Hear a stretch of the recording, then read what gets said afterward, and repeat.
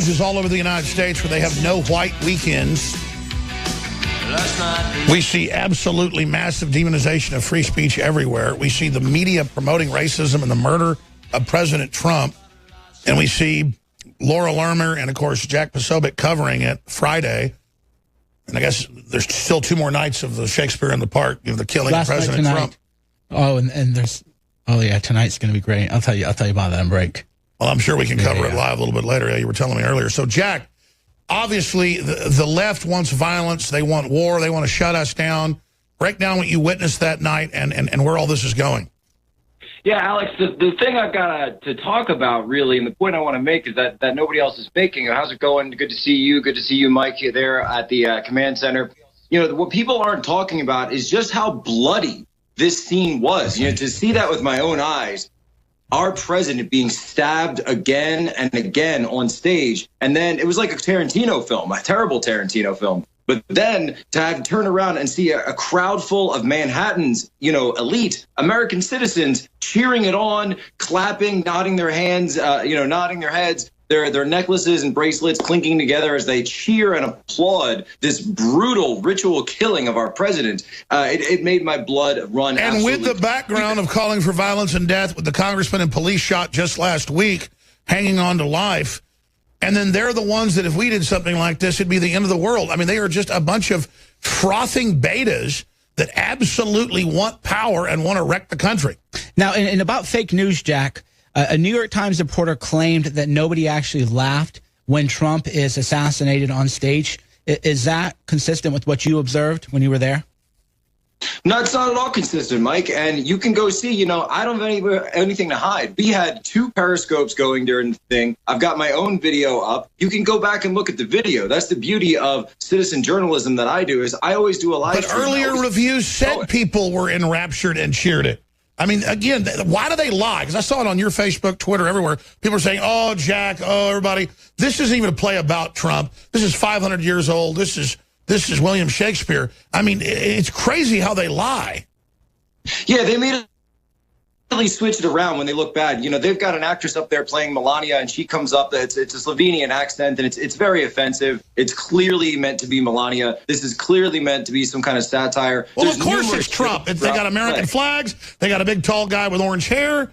He's being stabbed to death. Antifa, they actually have. So the way they did the play, and I posted the video as well, is they have all of the crew that's moving around the sets is chanting Antifa slogans as they're moving the set around between scenes. I'm pretty sure William Shakespeare didn't write Antifa into his play. Yeah, and I like, too, how these dummies know that we don't understand that the moral of Julius Caesar was that Brutus lost and that you shouldn't actually assassinate somebody. I love how they think we didn't all take literature in high school like they're so precious. Yeah, what happens to the people that kill Caesar? They get completely wiped out by Mark Antony. Yeah, so we would get the last laugh, but I love, too, how they're like, oh, my God, these illiterates. Like, dude, everybody read that your freshman year in high school. Don't act like you're some kind of... Let me tell you, they're going to have Caesar's spirit.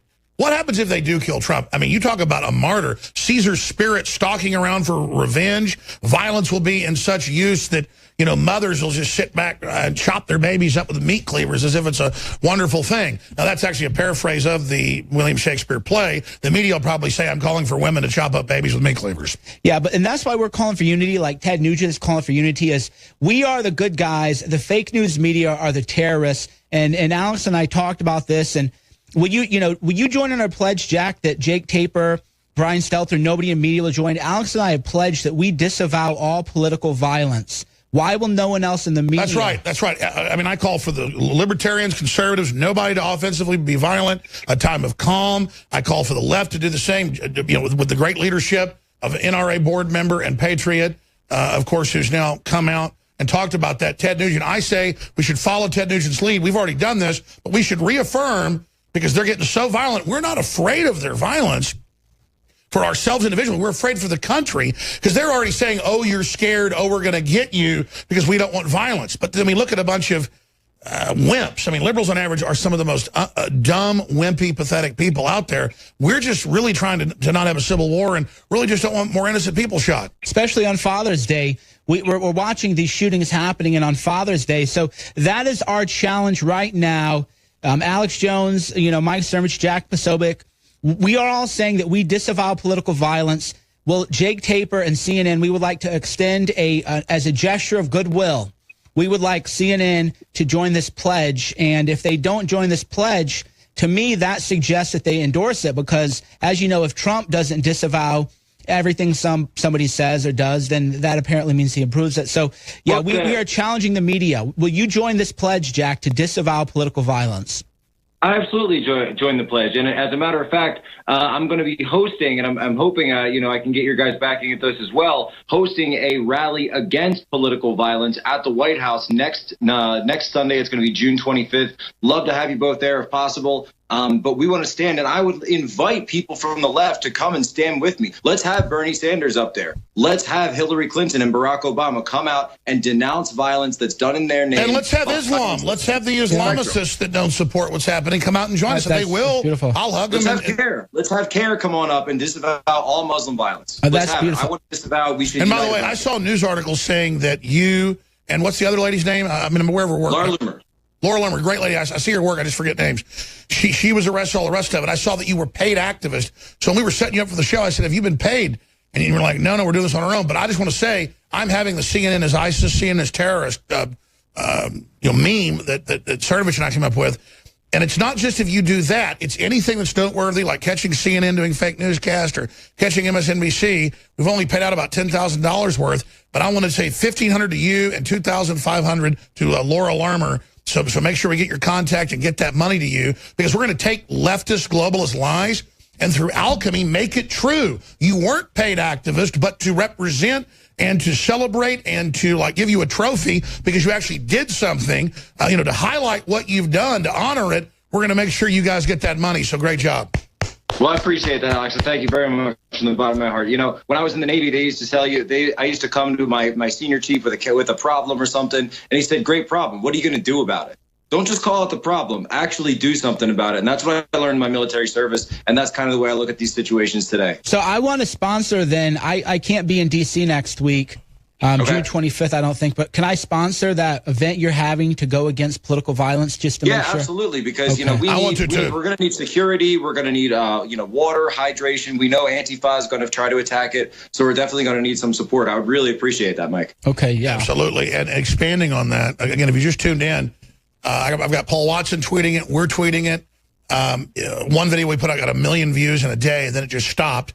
Your videos got through the barbed wire and have had almost 10 million this week exposing Megyn Kelly, so that's great. Altogether, we've already had more viewers just on our YouTube and Facebook channels on videos than she'll have tonight. She was falling apart. She was failing. She had no ratings.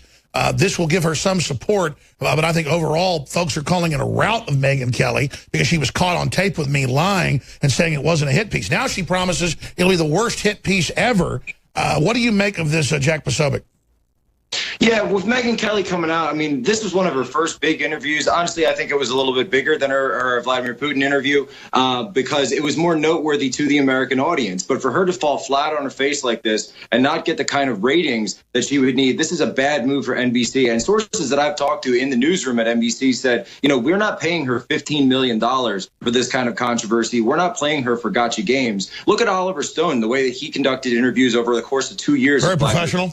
Yeah, so I can break this story then. Yeah, so actually, I'm glad that you mentioned it. Maybe you have the same sources, but this is breaking news that hasn't been made public yet. NBC is actually in talks with Rupert Murdoch's son to bring Megyn Kelly back on, and the Sons are actually talking about buying out Megyn Kelly's contract because she's been such a flop for NBC. Wait, breaking. Kelly may be out at NBC. Yeah, their NBC has reached out to the Murdoch brothers. This is NBC sources? Yeah. Official, well, I can't say which network, but official media sources with personal knowledge have told me. By the way, everybody knows you don't make up your sources. I can't even give my info on this because it would give up the sources, but, well, I just can't say anything. They want her out, yeah. I just can't. I'm so sick. Everywhere. We'll be right back with Jack Posobiec. I'm Alex Jones, Mike Cernovich. Stay with us. A lot coming up. We're 45 minutes out from the interview.